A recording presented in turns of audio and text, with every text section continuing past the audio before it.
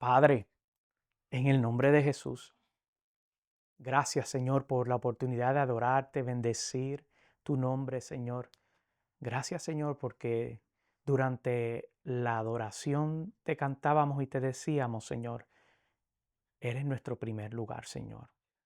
Gracias Gracias por ese privilegio de poder saber que nos podemos acercar a ti sabiendo que en ti hay respuesta, que en ti hay dirección, que en ti hay palabra, que en ti hay descanso, Señor, que en ti hay propósito, que en ti hay corrección, Señor, que en ti hay oportunidad, Señor.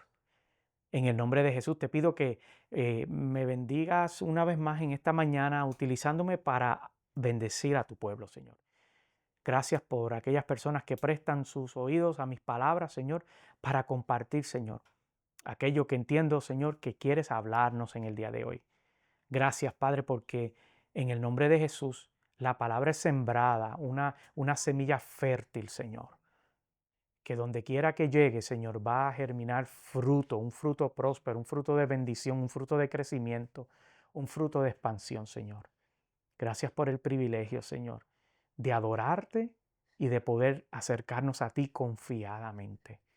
En el nombre de Jesús yo te doy gloria y honra. Amén y amén. Aleluya. Comienzo haciendo una pregunta un tanto retórica que dice que si alguna vez tú has sentido que estás haciendo muchas cosas para Dios, y aquí va a sonar como un poco contradictorio, pero aún así sientes que hay algo desconectado.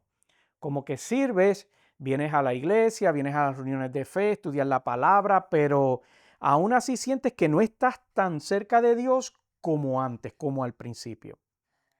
Ahora imagínate que en medio de todo esto te llega una carta, te llega un correo electrónico o una carta, ¿verdad? Y es una carta que no está escrita por un amigo, ni está escrita por un pastor, ni por un líder religioso, ni por un líder de ninguna índole, ni una persona de estas motivacionales, ni siquiera por un profeta. Pero esa carta está escrita por Jesús mismo y está dirigida precisamente para ti. Así que esto inspira al tema que quiero compartir hoy con ustedes, que se llama Jesús te escribió. Y la verdad es que sí, Jesús escribió cartas y en Apocalipsis 2 vamos a encontrar una que está dirigida a una iglesia que no era cualquier iglesia, sino era la iglesia de Éfeso, ¿verdad? Y si recuerdan, nosotros estuvimos estudiando la carta a los Efesios y en la iglesia de Éfeso, y esta carta tiene la peculiaridad que fue escrita alrededor de 30 años después de que Pablo fundó esta iglesia, entre 30 y 35 años después de esta iglesia fundada. Así que era una comunidad de fe relativamente joven, tomando en consideración que fueron una de las primeras iglesias. Y esta carta este comunicado llegó de una manera muy interesante porque era como cuando tú llevas un año en tu trabajo y te llaman para darte una evaluación. Entonces Jesús estaba evaluando esta iglesia. Y lo hermoso de eso, que lo que Él le dijo también nos aplica a nosotros en el día de hoy y nos arroja mucha luz. Así que yo quiero que me acompañen al último libro de la Biblia, Apocalipsis, en el capítulo 2, y vamos a estar leyendo del verso 1 al 7. Apocalipsis, capítulo 2, del verso 1 al 7. Y nos vamos a mantener en este capítulo, aunque yo voy a estar haciendo algunas referencias a Efesios para ayudarlos a ver el paralelismo de lo que Jesús le está hablando a ellos en relación casualmente con la carta a los Efesios que está unos libros antes ahí en el Nuevo Testamento. Leemos Apocalipsis 2, comenzando en el verso 1, en el nombre del Padre, del Hijo y del Espíritu Santo. Dice así: escribe al ángel de la iglesia de Éfeso. Esto dice el que tiene las 7 estrellas en su mano derecha y se pasea en medio de los 7 candelabros de oro. Antes de seguir, te voy a dar un poquito de contexto, qué es lo que está hablando Jesús aquí, cómo él se está refiriendo a él mismo. Mira, las 7 estrellas es un simbolismo, una representación de los líderes principales de aquellas iglesias de aquel entonces. Entonces, Jesús los tiene en su mano, lo cual significa que habla de su autoridad, de su cuidado y de su poder sobre estos líderes de estas 7 iglesias. Por otro lado, dice que habían los 7 candelabros que representan precisamente ya no a los líderes, sino a las iglesias como tal, al cuerpo como tal, es decir, a nosotros en el día de hoy, al cuerpo de Cristo. Entonces, si volvemos a ese verso 1 y lo leemos nuevamente, teniendo ese entendimiento, nos va a arrojar un poquito más de luz de qué era lo que estaba diciendo. Él dice, esto dice el que tiene las 7 estrellas, refiriéndose al liderato, ¿verdad?, de la iglesia en su mano derecha, y se pasea en medio de los 7 candelabros de oro. O sea, que se pasea dentro del cuerpo, se pasea dentro de la iglesia.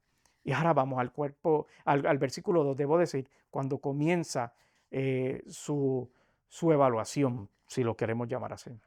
Verso 2. Conozco tus obras, tu duro trabajo y tu perseverancia. Sé que no puedes soportar a los malvados y que has hecho y que has puesto a prueba a los que dicen ser apóstoles, pero no lo son. Has descubierto que son falsos. 3. Has preservado y sufrido por mi nombre sin desanimarte. 4. Sin embargo, tengo en tu contra que has abandonado tu primer amor. 5. Recuerda de dónde has caído, arrepiéntete y vuelve a practicar las obras que hacías al principio. Si no te arrepientes, iré y quitaré de su lugar tu candelabro. 6. Pero tienes a tu favor que aborreces las prácticas de los nicolaitas, las cuales también yo aborrezco. 7. El que tenga oídos, que oiga lo que el Espíritu dice a las iglesias. Al que salga vencedor, le daré derecho a comer del árbol de la vida que está en el paraíso de Dios. Si nosotros vamos a descomponer esto que precisamente Jesús está hablando que a la iglesia, lo primero que dice en ese versículo del 2, más o menos del 2 al 3, es que Jesús comienza reconociendo lo bueno que han hecho y comienza diciéndole, mira, yo conozco tus obras, yo conozco tu arduo trabajo, que eres un fajón y tu perseverancia. Le está diciendo, yo sé que tú no eres un cristiano pasivo, que estás activo, que estás con las manos en el arado.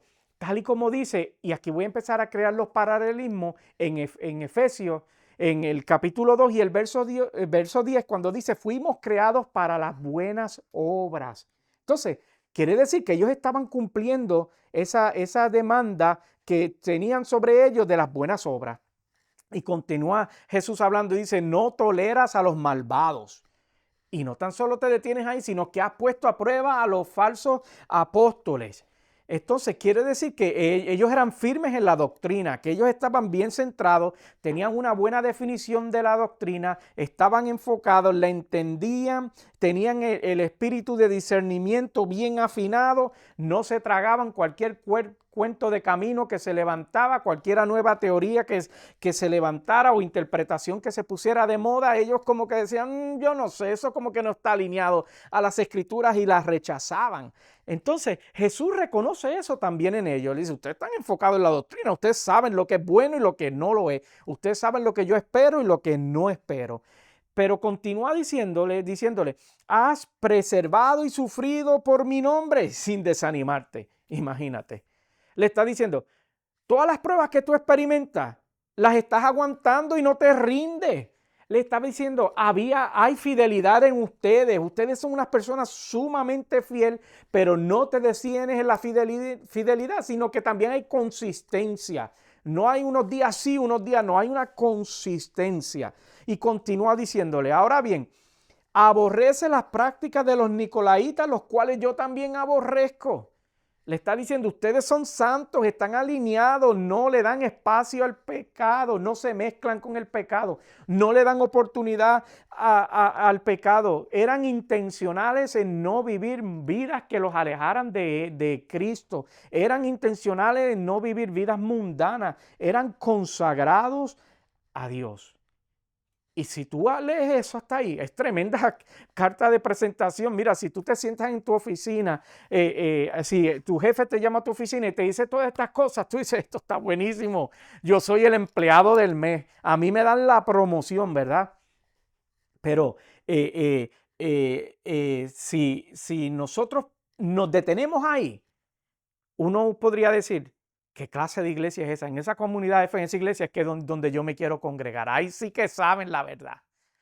Pero la realidad es que como el Señor es aquel que pesa los corazones y discierne los pensamientos, comienza a hacerle una advertencia ahí en ese versículo 4 que lo acabamos de leer, cuando le dice, has dejado tu primer amor.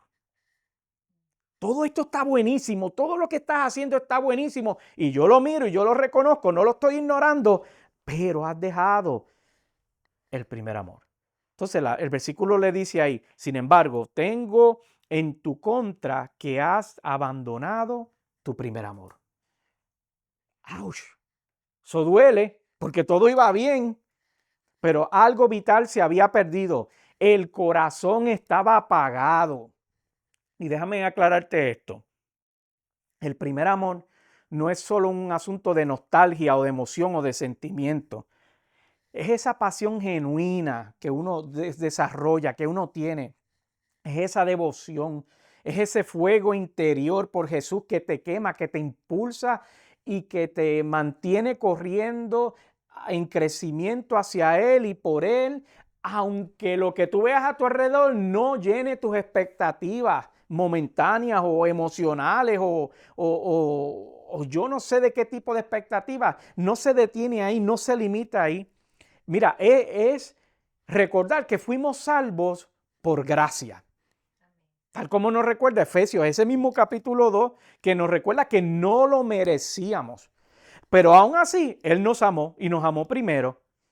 Entonces, en este tiempo, es ese tiempo, debo decir, donde la intimidad tuya con Dios era diferente. ¿A qué me refiero con esto? Bueno, pues estoy hablando del tiempo donde uno ora intencionalmente con lágrimas y con pasión. Uno busca la presencia de Dios con hambre y con sed, donde uno lee la palabra sabiendo que va a haber una revelación de parte de Dios y uno la lee constantemente porque tiene un hambre genuina por Él, donde no necesitas que te animen a servir porque lo haces con gozo, donde no te animan, no necesitas que te animen, ok, vamos a ir al culto, vamos a ir a adorar, no necesitas que te empujen porque el fuego está en ti, tú lo quieres hacer y tú dices, ay, no puedo esperar a ir a adorar al Señor, a reunirme en la casa del Señor junto a mis hermanos, a adorar, a cantar, es ese deseo porque ¿cómo puedo servir en la obra? ¿Cómo puedo levantar la obra? ¿Cómo puedo empujar la obra? Y cuando hablo la obra no hablo de la estructura, sino me refiero al cuerpo de Cristo, ¿cómo puedo avanzar el reino?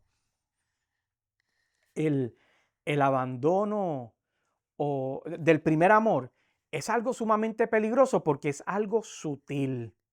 Es algo sutil, ¿verdad? El problema es que ese amor no se apaga de un día para otro. Se va enfriando poco a poco. A veces el servir, la rutina, la familiaridad, incluso la lucha por la verdad, ese desespero por estar siempre alineado a la doctrina de Jesucristo, van poco a poco minando e increíblemente nos van desconectando el corazón. Opera con una sutileza increíble. Mira, cuando los halcones andan merodeando mis gallinas, ¿verdad? Ellos llegan a un árbol cerca y se estacionan ahí. Y el gallo da la alarma y todas corren, pero ese pájaro se queda ahí tranquilo y comienza y se queda ahí sin moverse para que las gallinas se vayan acostumbrando a él y entonces él identifica por dónde puede atacar y ataca una de las gallinas. Asimismo es esto, es algo sutil que tú no te das cuenta, ¿verdad? Así pasa con lo que yo llamo el enfriamiento espiritual, que se mete de a poquito, callado, sutil, se mete despacito y no como la canción de Luis Fonsi, se mete por ahí, por las rendijas y sin darnos cuenta, estamos haciendo muchas cosas para Cristo, pero sin fuego. Estamos muy ocupados para Cristo, pero sin fuego. Y digo, no, es que yo hago mucho para la obra, yo hago esto, lo otro, pero sin fuego. Lo haces por rutina. Entonces, pero ¿qué es lo que busca Jesús con esta advertencia que le está haciendo en ese versículo cuando le está diciendo, mira, mi problema contigo es que tu primer amor ya no está? Es precisamente lo que nos revela el principio de ese versículo 5, es una restauración. Porque así opera Jesús. Dios no señala el problema, sino que Él también da la solución. El miércoles que estábamos en un culto de jóvenes que estaba siendo dirigido por unos jóvenes, donde estaban cantando y también predicando, entre ellos estaba Lucián, adiós Isabel, es que te miré a ti, bueno, tú estabas, Lucián estaba ahí, bueno, estaba hablando de los jóvenes, ¿verdad? Llamando las cosas que no son como si fuesen, ¿verdad? Más respeto, más respeto. Estábamos Lucián y yo, y Isabel estaba ya también adorando en el grupo, y yo veía precisamente un poquito de esto, porque yo veía esta nueva generación de jóvenes tan apasionados por Dios, predicando sin miedo. Cuando digo sin miedo es que estaban predicando cosas que lamentablemente por alguna razón u otra no se escuchan con frecuencia dentro de las iglesias, pero ellos estaban allí sin miedo, lo que yo llamo sin miedo al éxito, predicando lo que la palabra habla. Entonces, Jesús, como te digo, no solo señalaba el problema, sino que Él siempre va a dar la solución. Yo le compartí a Isabel un dato, y es que cada vez que nosotros tenemos la oportunidad de predicar, que vamos a, a hablar sobre cierto problema que podamos estar experimentando como individuo, como sociedad o como comunidad de fe, como cuerpo de Cristo, nuestra responsabilidad no es tan solo identificar el problema, sino que proveer cuál es la solución de acuerdo a las Escrituras, porque Él siempre da la solución. Por eso Jesús dice, recuerda de dónde has caído y comienza a darle la solución. Arrepiéntete y haz las cosas, haz las obras que hacías al principio. Mira el proceso que le está diciendo, que nos está diciendo Jesús ahí. Dice, comienza diciendo recuerda. ¿Qué quiere decir eso? Que hagamos memoria de cómo éramos antes, cómo era nuestra pasión al principio, cómo era nuestro gozo, esa hambre por Dios, por su presencia. A veces el recordar lo que teníamos o lo que éramos nos vuelve o nos provoca alinearnos, porque queremos buscar, identificar de dónde fue, que en qué parte del proceso fue que perdimos la pasión para ir allí y corregirlo, ¿verdad? Identificar aquello donde comenzamos a sutilmente a esa pasión a ser apagada y decir, no, yo quiero volver allá, yo quiero tener aquello que tenía, que era precisamente lo que Jesús le estaba diciendo. Entonces, la segunda cosa que le dice es que te tienes que arrepentir. Y yo cuando hablo del arrepentimiento no estoy diciendo de sentirte mal, como un individuo, sino me refiero a que el arrepentimiento trae consigo un giro, un cambio de dirección. Es decirle al Señor, Señor, yo reconozco que me he enfriado, pero necesito que me ayudes a volver a ti. Necesito que me ayudes a encender esa pasión nuevamente por ti. Y luego le dice, haz las primeras obras.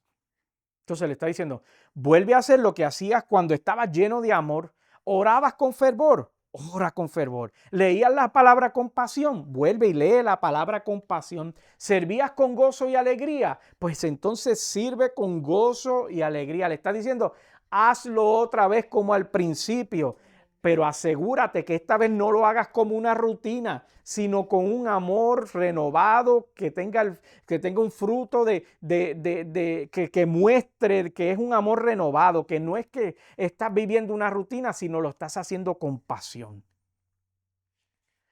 Y luego de darle la solución, Él les hace una advertencia seria que nosotros no podemos ignorar. Y ahí en ese versículo 5 Jesús le dice, si no te arrepientes, vendré y quitaré tu candelabro de su lugar. Esto es fuerte. Esto es fuerte porque le está diciendo, Si tú no te arrepientes, si tú no cambias esto que te estoy diciendo, voy a apagar tu luz, vas a perder tu luz. Le está diciendo que eh, no es que yo no quiera que las personas tengan un corazón correcto, es que yo no quiero a nadie obligado aquí. Le está diciendo, si tú me sirves a mí por obligación, no te quiero, no te necesito. Si tú no tienes la pasión por servirme a mí, por mi obra, no me interesa lo que tú tienes que ofrecer. Porque el deseo de Jesucristo es que todos disfrutemos el servirle a Él. Amén. Y lo hagamos con pasión, con alegría, con plenitud. No es que te va a eliminar del cuerpo.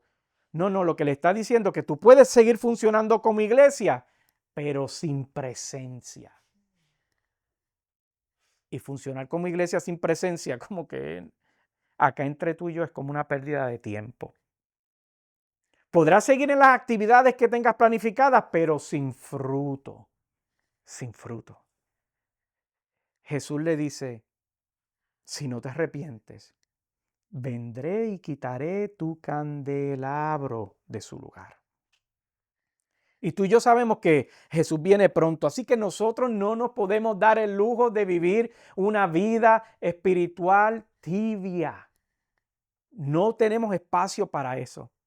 Entonces, en su evaluación, cuando está evaluando, cuando nos está evaluando esta iglesia y por consiguiente a nosotros, él cierra su carta en ese versículo 7 con una promesa final. Él le dice, al que salga vencedor, le daré derecho a comer del árbol de la vida que está en el paraíso de Dios. ¿Qué clase de promesa?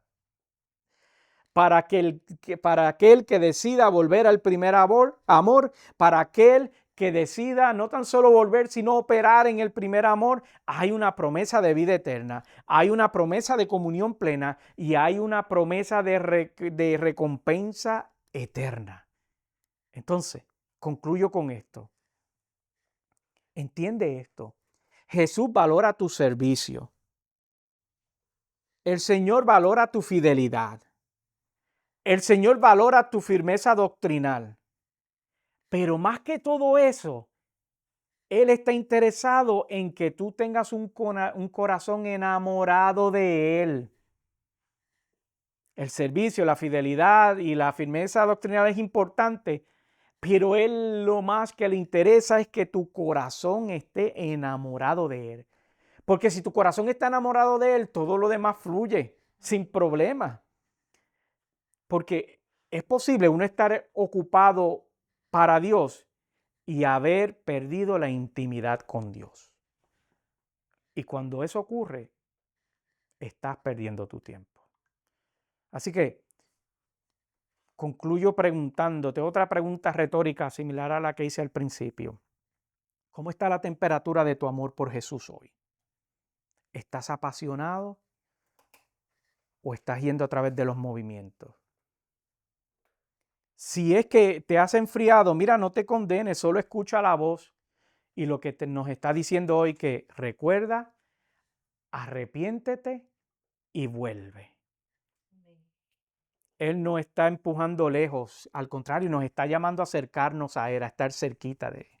Así que puestos de pie, por favor.